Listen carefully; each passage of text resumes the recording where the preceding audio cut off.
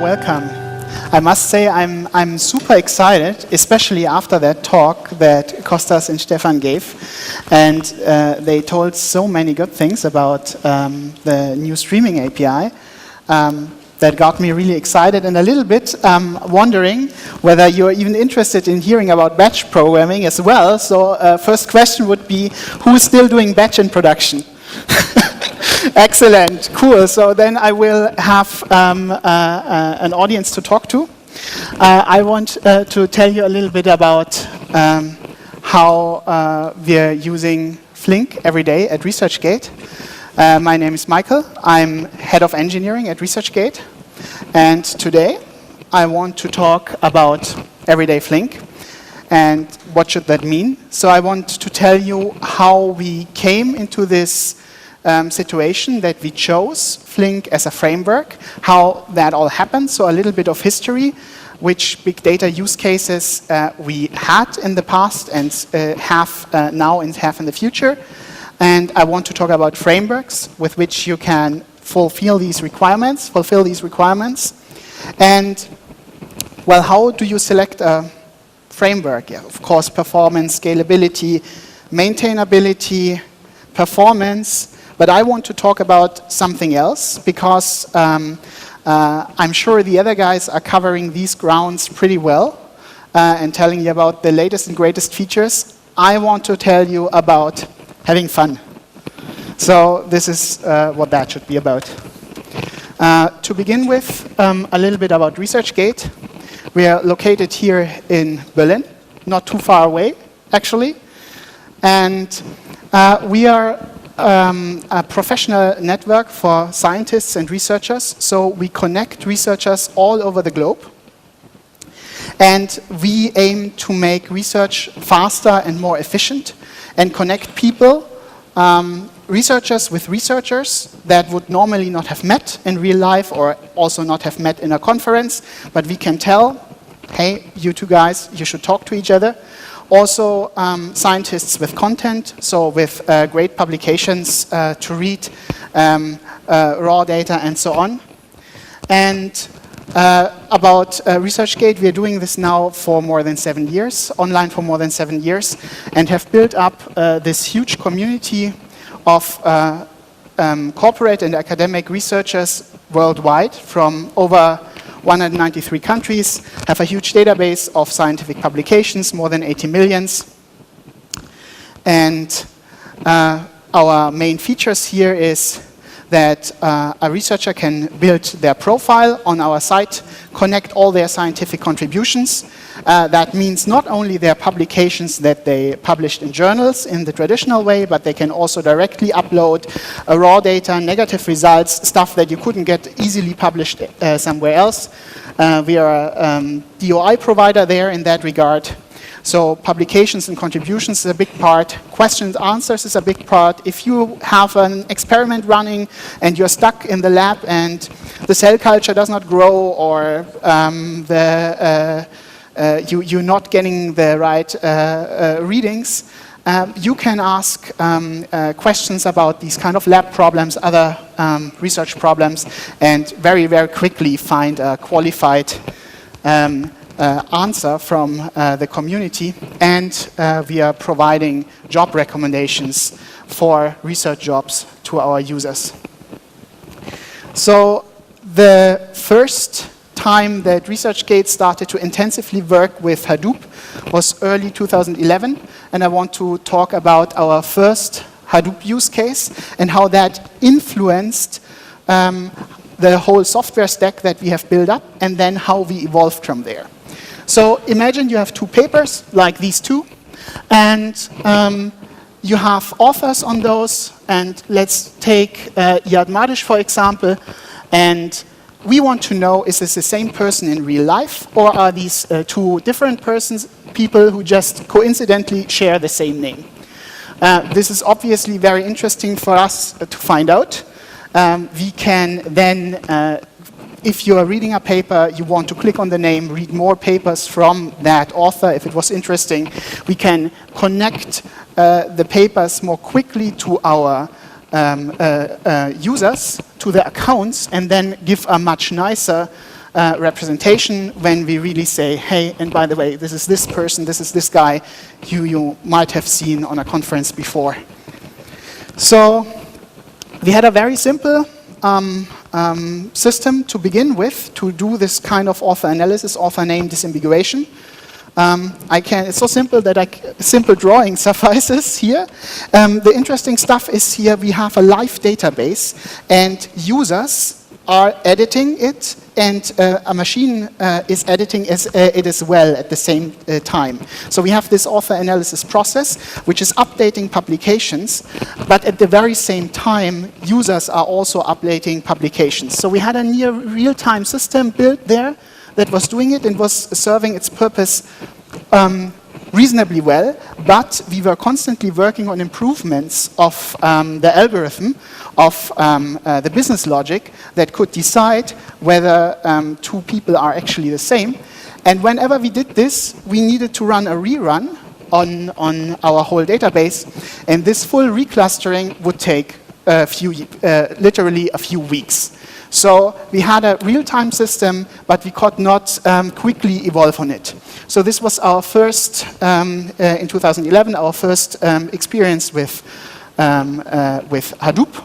And very, very simple. Instead, you just take a snapshot of the data, compute on it, replay it, and this, together with improvements in the algorithm, cut down the whole round trip time from a few weeks to a few hours, which was, of course, a great success. It made things more difficult because while you are taking a snapshot over there, users are still editing and continuing to do stuff.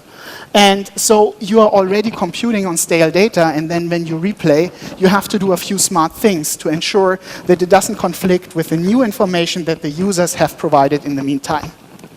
So it was a major effort. We wanted the algorithms to be better, faster. We wanted it to be more efficient.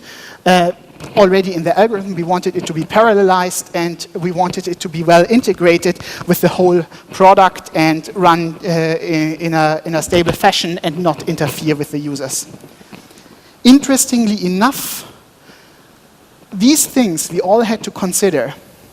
One thing that back then we did not have to consider was which framework to use, because back in 2011 there was basically MapReduce, there was Hive, there was Pick, cascading maybe, but that's your choices from which you could pick back in the days.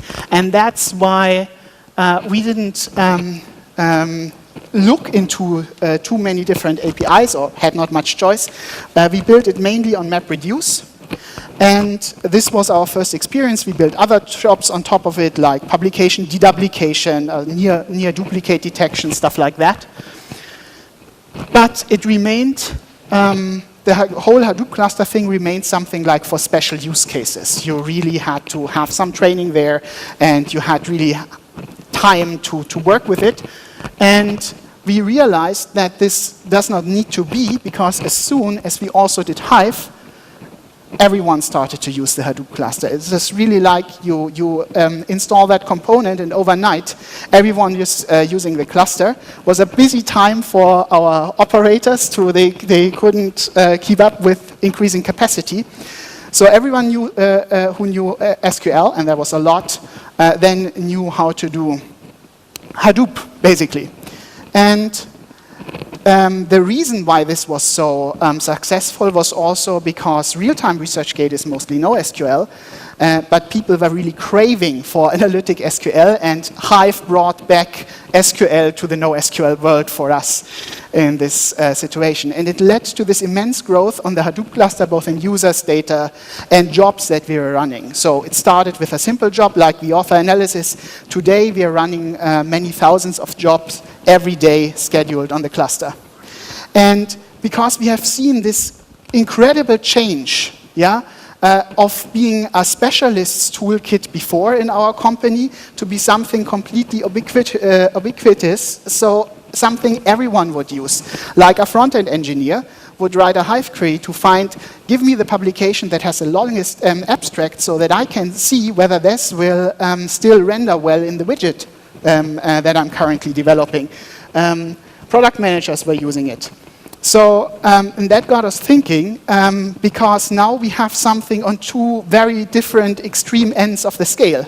You have MapReduce as something that is very low level. It lets you do about almost anything, because you can always switch over to the general purpose language. You have Java at your fingertips, and, but it was very low level, so it was not for everyone. At the same time, but it was very successful at the same time. Like author analysis was running quickly, so it was a good framework in that sense. Same thing with Hive. So it was tremendously successful, brought the Hadoop cluster to the complete company, changed the way how we ask questions against our data, but it was very high level, and this domain-specific language was not a good fit for every kind of use case, for every kind of question. So sometimes it was really, really hard. And that got us thinking, and we, more often than not, were asking ourselves, are we having fun? Are we having fun when working with Hadoop? And there's this famous quote from Erich Gamma, which says, frameworkitis is the disease that a framework wants to do too much for you, or it does it in a way that you don't want, but you can't change it. And we had this feeling a lot. And a second quote also came to mind. And simple things should be simple. Yeah, they should not require you to do complicated things. Simple things should just be simple, and complex things should be possible. And this was also lacking in the frameworks that we had. And that's why we were evaluating frameworks. We started that basically back in mid-2013, and that's also when we got to know the, at that point in time, Stratosphere guys, and immediately thought that this is very interesting, as a Stratosphere, now Flink, gives you basically some kind of middle ground. It gives you very good primitives, a rich set of primitives and transformations, which allows you to do a lot of things that you can very easily and quickly type in SQL, but at the same time it is deeply integrated with its language. It's embedded in Java or Scala, so at any point in time you can go general purpose. So this is why it felt like this is a good fit. We had to iron out a few rough edges before we could put it in production, but now it's the case that we have multiple pipelines running in production. For example, this near duplicate detection is now running in production on top of Flink. We have converted lots of MapReduce jobs to Flink, and we have converted a lot of Hive jobs to Flink. Are very happy with that. For some of the Hive jobs, we see an order of magnitude increase in performance. So we are very happy about that as well. But we were asking ourselves if we would need to do the same decision again. Yeah, how now, with the knowledge that we know, how would we now evaluate a framework? And obvious criteria are features, performance and scalability, robustness and stability, maturity and community. Yeah, so does it have enough traction? But something that we kind of had as a gut feeling back then, but did not know for sure, we now know for sure, you really need a very good API. You need something that is fun to solve simple problems with. And now I would like to invite you to do this experiment again. I would like to take a simple use case that is just a little bit out of the comfort zone of the frameworks that we had in place. So it was not perfectly right for Hive, it was not perfectly right for MapReduce, but basically it was very simple, and I would like to show you how that implements in these frameworks. We now do it with modern, relatively modern versions, so I would show you how this works in Hive 014 on TESS, how it works with handwritten MapReduce on Yarn, and how it works with Flink on Yarn. Some side notes as inputs and outputs, we are using Avro. Obviously, in the comparison, if you would use ORC for Hive, you would probably get a little bit different results, but we wanted to have a fair level for all of them, so we picked a common denominator as input and output formats. And the use case that we said we wanted to do is a very simple use case. Imagine you have an account and you want to know who are the top co-authors of that account. That should be a super easy question to answer. And let's see how we can do this. So I give you an example about the data structures that we are using. It's a simplified data structure. Basically, you have here your publication. It's denormalized. We want to keep the original name of the authors as they were written on the paper on track. This is why we have not normalized it out. And we connected this to the author UID that the author analysis process has determined. And we need to connect this with the author account mappings. This is basically when a user has said, yeah, that's me, that's my author cluster, these are my publications. So we first need to normalize or bring it in a more relational way, the information that we have in the publication. So that publication number 7 was authored both by Jane and John, 23 and 25. And then Jane's author cluster was claimed because Jane is on the platform and she is with the account ID 42. So we are joining this, and then we need to group by this. We need to build pairs. We need to group by one element of the pair and then take the top count. So this is the data structure that we want to get out. Yeah. So we want a data structure that could go directly like this into the live database again, like your MongoDB NoSQL database. So how do you do this? This is a solution in Hive, don't worry. I won't walk you through all the code, but I want to share some highlights with you. So it starts very simple. It seems like what Hive is really best at, like joining and grouping and that stuff, that works very well. So here with the lateral view explode, we will denormalize the information, then we will join it with the author account information. Then on the top, we will do some null handling, so that we have the best possible information. And then we use that. And unfortunately, this we want the output of this, we want to join it with itself. And here you see two areas that look similar, if you can see that from the auditorium. And that is actually exactly the same sub-expression. We had to put it twice. There is not such a good idea, such a good support by Hive to use the same data source twice, unless you materialize it on disk, which we don't want. But then on the top, we struggled a little bit because we realized there is no top K function in Hive. So if you want to do it, you have to work around it. You can maybe do something with analytical functions and rank and stuff like that. But we said, hey, this seems like a normal use case. Let's write a UDF. And let's write a user-defined aggregate function and implement this. And this is where things started to get worse. Because this basically is a UDF. And it is full of technical details and the inner workings of how Hive does it. So this is an example. So there is not an API that would allow you to do a simple fold. Instead, you have to really think, what if I can do everything on the same machine? What if I pre-aggregate on a mapper and then join with another pre-aggregate from another mapper, and that's different to when I join with something that already arrived at the reducer. So, and this is what you all see, and you have to really study that a lot, and there's no good documentation on it to really find that out. Okay, so summary. Well, join and group by are super easy. That's fun to work with. Common sub-expressions are not really well supported, and it's not automatically optimized away. So on the upper top, you see on execution, this is actually done twice. Dealing with denormalized data can be very tricky. And if you need to work with UDFs, then you have suddenly this break in tool chain. Yeah, before you were maybe working in Hue and typing SQL, and now you have to fire up your Java IDE. It's a completely different thing. You have to build a jar, have to deploy it, only then can you test it.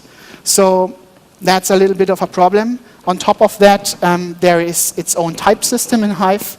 So if you want to do something with non-primitives in a generic fashion, that is no fun. So next, let's do it in MapReduce. I don't have the complete code here on the slide, but I can quickly show you how that would look like.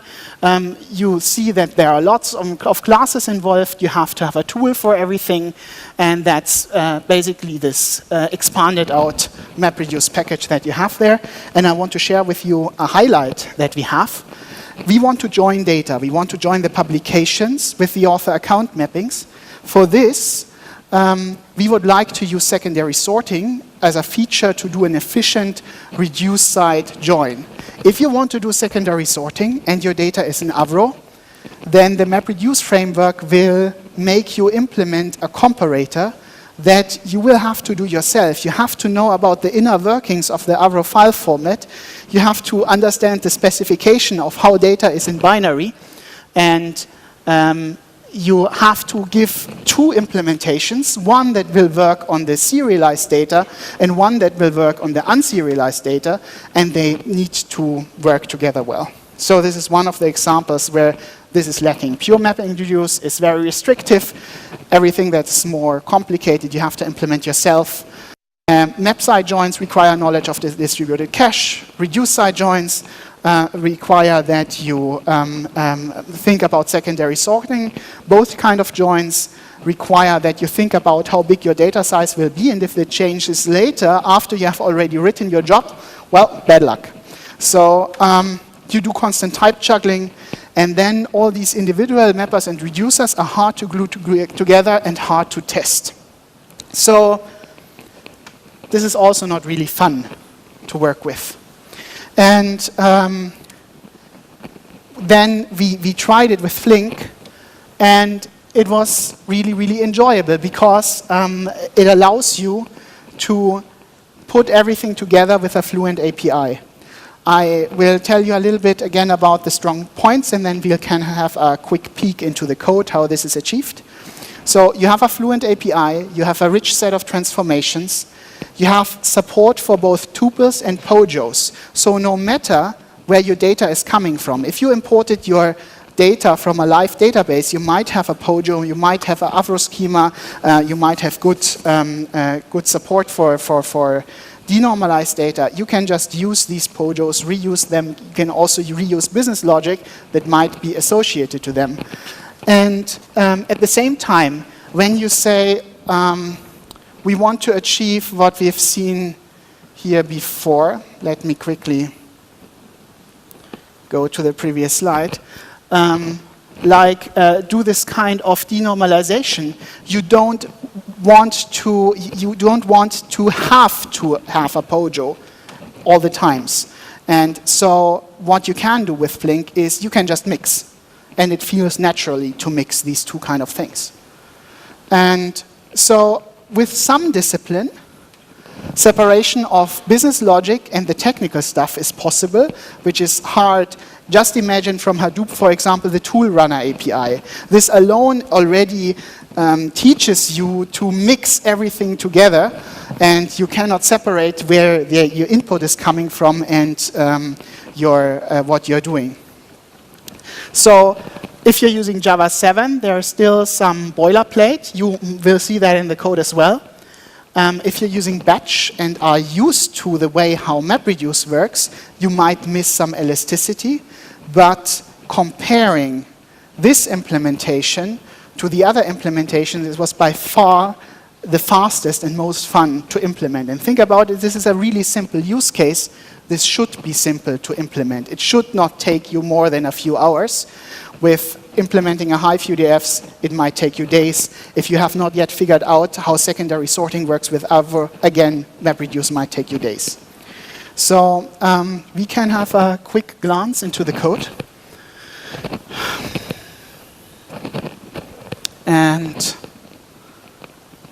So you can you see that?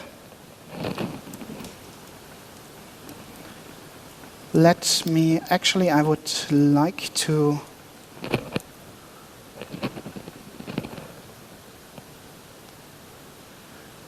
enter presentation mode, which is currently, so. And this is our complete implementation. I start with the main function, and this is very important to me personally. It's only the most basic implementation, no bells and whistles. But what you can do here, you can separate argument parsing and where the data comes from and which format the data is in completely from the business logic, from the job that you build. So you can hand these in all from the outside, which will then allow you to quickly test it. And now what we have seen before, this picture, what we need to do, this maps very nicely and directly to the primitives that Flink offers. Like the first thing, we have to denormalize. This is naturally translating into a flat map. You can go over the POJO that you know very well and understand. So this code will be immediately understandable for everyone who knows the domain objects. You can just join or co-group. Super easy to do. You can then, this is the actual join, you can then group it again, reduce group it again, which will give you all the combinations. And in this case, because you have the general purpose language, you don't even have to join two data sources. You can just write a nested loop in Java. You have all the power of an expressive language. And then you do the top K. Here again, I've outsourced the top K itself into a Java class, but this is much simpler to implement because it's a straightforward Java class which does not have to adhere to any kind of API. So coming back to the slides.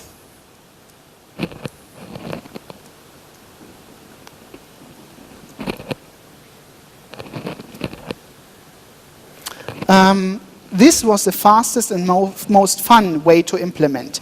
Now the question is, does it have a disadvantage? So did we somehow buy this, had a price to pay for this?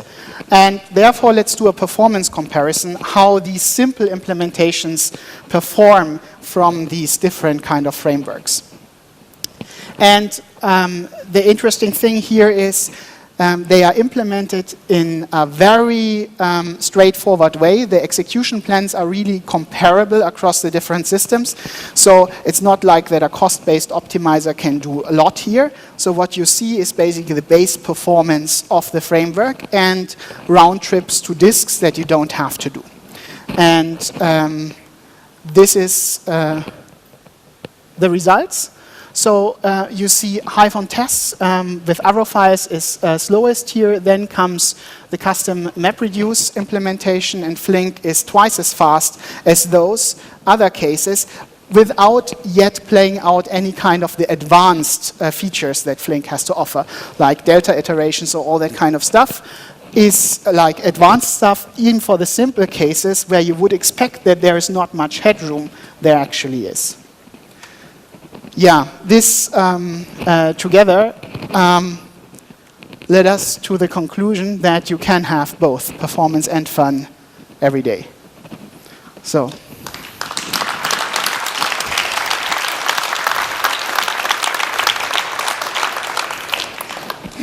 Any questions?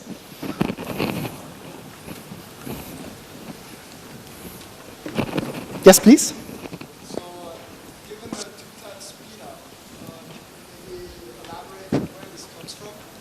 Okay, this is an excellent question. There is, as I told you, we care about the input and output format. Like we want to give Avro in and we want to get Avro out in the end. What the framework does internally, we don't care. They can do all kinds of optimizations that they want to do. So what Flink can do, they have their own custom serialization that might be faster than the ones that you're using otherwise. When it comes to the MapReduce implementation, there's an obvious overhead of going to disk multiple times. Yeah, this is obviously giving you more, costing a lot, and you will save on the direct network communication that Flink is doing. It's a little bit surprising that Hive on TESS cannot do this, because this avoids disk round trips as well. Here, the situation is that to do this combination, this pairwise, or all combinations of all authors within a publication that co-authored with each other, to do this in SQL, you have to join these two data sets. And this is more expensive to get these two data sets together, instead to have the data set only once, and with smart two-nested loops, Java code, write this inside the data point yourself. So you already had everything available, and that's probably the biggest impact for the slower performance of the solution in Hive on TESS. Any other questions?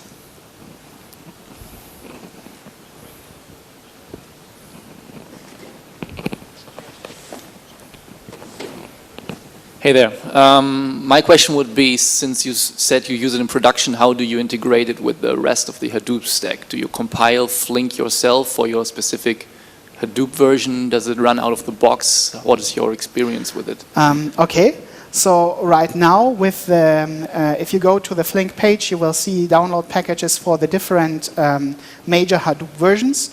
Right now, I don't know whether you have seen that in the slide. If you had a very good eye, you can see that we are running 09 snapshots, something, but this was a build provided by courtesy of Flink/Data Artisans.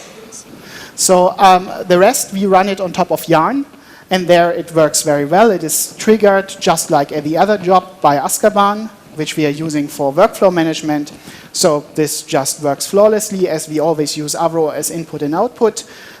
You can obviously exchange then if this is the border. And we sometimes do have Hive as pre-processing, then some MapReduce, and then parts might be already ported to Flink. Some other parts might be not within the same flow.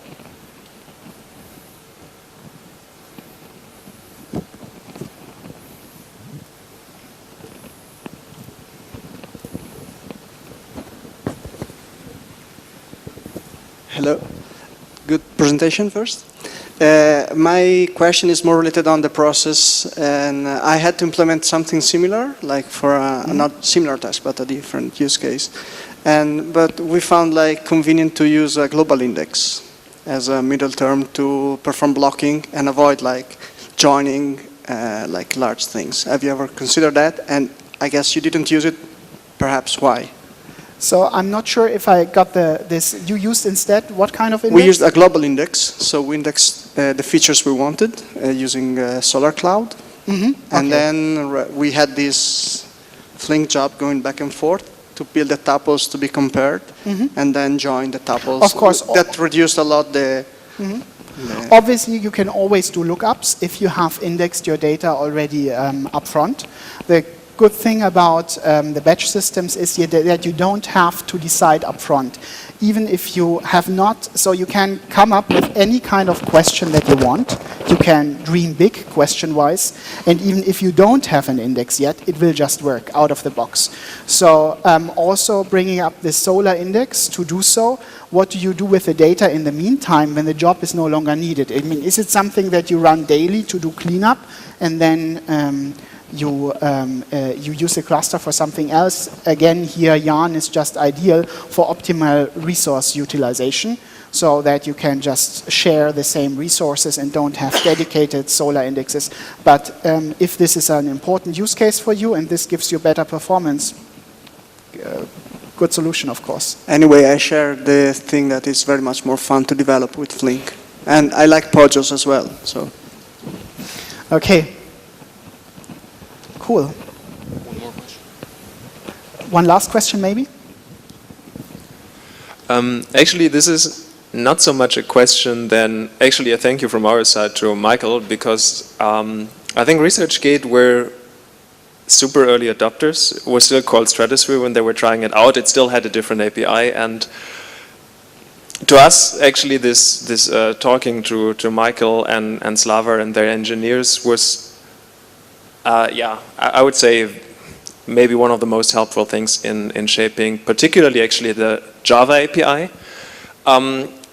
When we got to know them, we were super excited about Scala actually. We started building a super nice Scala API, and they told us, you know, actually there's a Java world as well still. We like to use Java. Why don't you try and make a good Java API? Here are a few ideas, and we incorporated many of them. So the fact that I think Flink has a good to use Java API as well. The idea of POJOs, addressing them by names, by nested names of fields and so on, all of that actually came largely out of talks with Michael and his group. So a big thank you also from our side to him. He had actually a role to play in shaping Flink. Thank you so much.